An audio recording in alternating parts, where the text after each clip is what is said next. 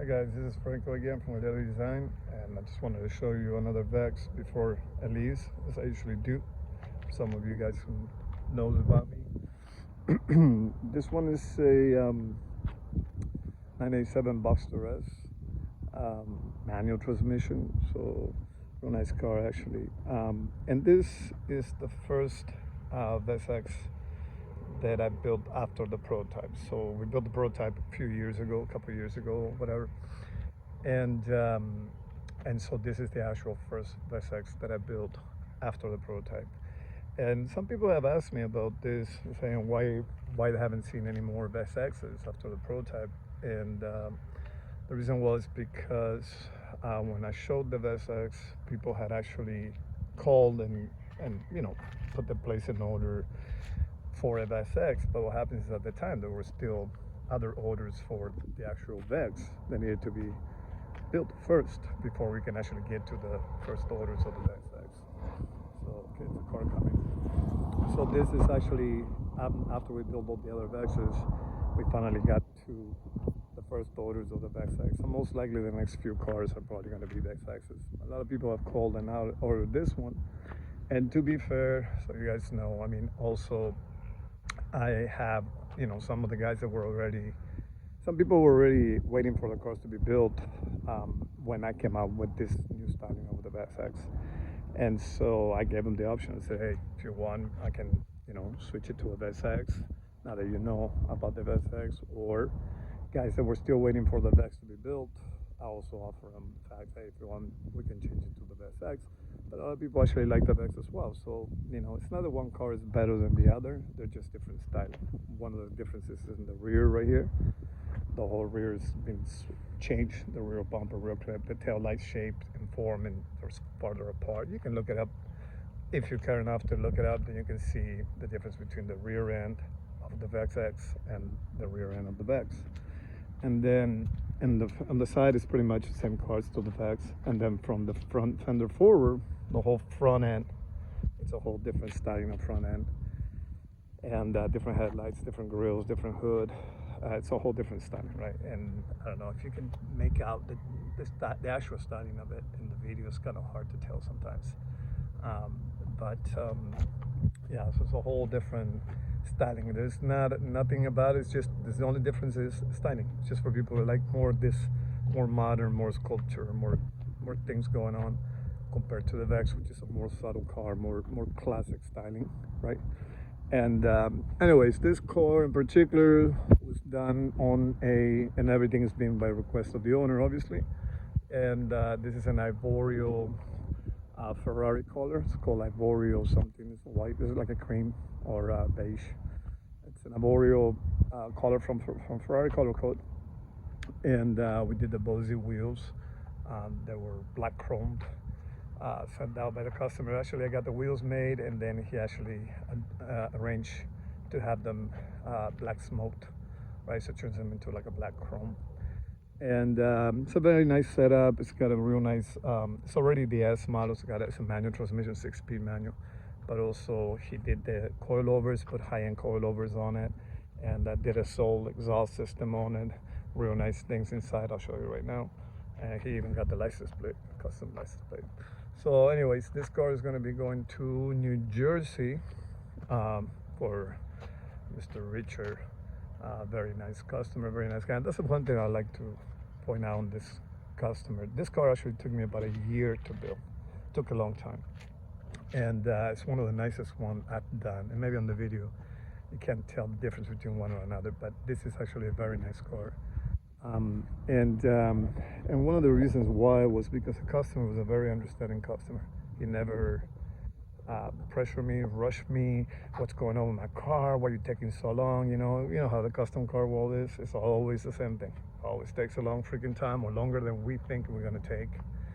And sometimes the customer starts putting so much pressure on us that makes us have to rush it. And in this case, this guy was the owner of this car, Richard. He was amazing. He was very understanding. You, Franco, you take your time. I don't care how long it takes. You know what I mean? And so made a big difference on the car. Well, let me show you a little bit of the interior. I'm actually waiting for the truck to show up. And so So I hope the video does it justice, because it doesn't really. But it's a real nice interior. It's got like this espresso color, and he had a touch screen. The owner sent me the touch screen from Porsche, so it's a unit that Porsche makes for the older model Porsche to update them, and it's nice because it integrates itself into the car, so you can actually monitor the car through the screen and all that stuff. So it's a really good setup, really nice, beautiful steering wheel. You know, we did a lot of matching on the center console, beautiful Alcantara in the center, the brown, and he did the floor mats with the actual logo. Put a little bit of the yellow in it, which is I thought it was kind of cool. Gives her a little bling bling, I guess, because it wasn't his goal. He wasn't trying to build a car to grab a whole lot of attention. He always said that just the styling alone calls attention. So he wanted to keep it very elegant and, you know, nice. Nothing, you know, no big spoilers, none of that. So I think, you know, he kind of achieved exactly what he wanted, and keeping that very, very, you know, elegant styling and class styling. So yeah, it's a real nice ride. I'm very happy with it. Car sounds amazing, drives amazing. It's a very low mile donor. He got actually a real nice donor car. Only has like 27,000 original miles, and so it shows when you drive it, you know, when you go around with it, and the way it sounds and how solid and tight it feels. It's a really nice car. I'm not saying that because I built it. I'm not even talking about the build of it. I'm talking about the actual Porsche. It's a real nice car, very nice. And a little bit more that I want to explain, that sometimes I try to think about things that people ask me about. And for people that don't know what I do, number one is I'm not doing this for content. I'm not trying to get attention on social media. I'm not trying to make money off of much social media. I'm not trying to get followers. It's not about that. The videos that I make, and that's why they're not edited, and I don't do none of this show mumbo jumbo. Okay, the only reason why I do this is for people that are considering getting a car like this. They're thinking, hey, I want to order a car, but I want to know more about it. You know, for some reason, people don't seem to want to call me too much. I always tell people, just call me, man. Ask me questions, and you know, I'll answer anything you want. But they seem like they're not really interested in calling me. They just want to find out the information, and when they call me, they just want to really just be, hey, I already know everything. So that's why these videos are made, to show you everything about the car, and I'm gonna explain a lot of things about the car, because I don't want people to have misperceptions of, you know, you look at these pictures, you look at this car, and you can imagine whatever the hell you want, but the reality could be far off from that. So this is originally a Porsche Boxster, okay? And there's two versions of Porsche Boxster I could use, 986 and 987. Okay, so it's from the first Boxster ever made till 2012. Okay, we never prototype a newer model, so I can't use that one yet. Maybe eventually I will, but not yet. The car has been completely modified, obviously not just by the styling and design, but it also has been completely reproportioned, meaning right behind this door, from there to here, it's been stretched. The car was literally cut in half and stretched about a foot. The roof had been lowered a couple of inches, and the windshield has been pushed forward, obviously. And so practically reproportioned. If you see the proportions of this car compared to the proportions of a Porsche Boxster, very different. So that's number one, is the reproportioning of the actual car. And then number two is obviously the styling that I gave to the car. And also in proportions, the car is obviously a lot wider. It's about 10 inches wider in the back and about 6 inches wider in the front than the original Porsche. And I want to show you something else, that sometimes videos or pictures can be misleading and deceiving. If I show you the car from this angle, maybe it doesn't look as wide in the back. If I get closer and I do this, it starts to get a little wider. And if I get down, it starts to get very wide, right? So the videos and the pictures on this car doesn't do it justice. So you're understanding, this car is very wide. It's almost 80 inches wide. It's only 42 inches tall, 43 inches tall, somewhere around there. So it's very wide, it's very tall, and it's got a 107 wheelbase. So it's a substantial size car, okay? A little bit, you know, I mean, it's just not, a lot of people say, oh, it seems like it's a small car. It's not a small car at all. It is a low profile car.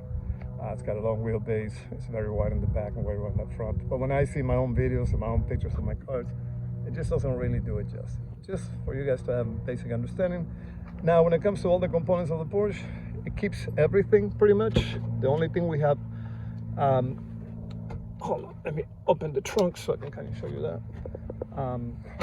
So it pretty much retains everything. You guys have been following me or seen my videos.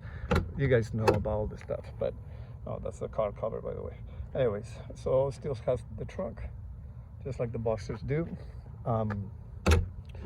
And it has another trunk in the back. Obviously, there's another deck lid that a Porsche Boxster wouldn't have, which is this one right here. And that is where the old top used to be to fold up and down. And now that's an area where when you remove the top, you can store it here because the car is a target top. All the VEXs, VEX X's or VEXs, they all have a removable hard top, right? Not, you don't push a button, you take it off, you put it in the back, and that's how it works. And then the rear trunk's still there. So you still have the rear trunk space, and the engine, it's obviously, if you see that cover in there, it's below there for guys who are not familiar with the Porsche Boxster. Okay, and yeah, just wanted to show you this car before it actually leaves. What the hell is that? Oh. And yeah, I hope you guys like it. It's a real cool ride. We'll take some pictures and you know, post it on Instagram, stuff like that, so you guys can see it. And yeah, so another one under the belt, I guess. First VEX X, almost ready to go. So hope you guys like it. I love this thing. I wish I had somebody else with me to be able to do a video, but it's a manual car. I can drive and do it with the phone. So I hope this info helps. And yeah, we'll post it soon. All right, you guys have a good one, and thanks for watching, man.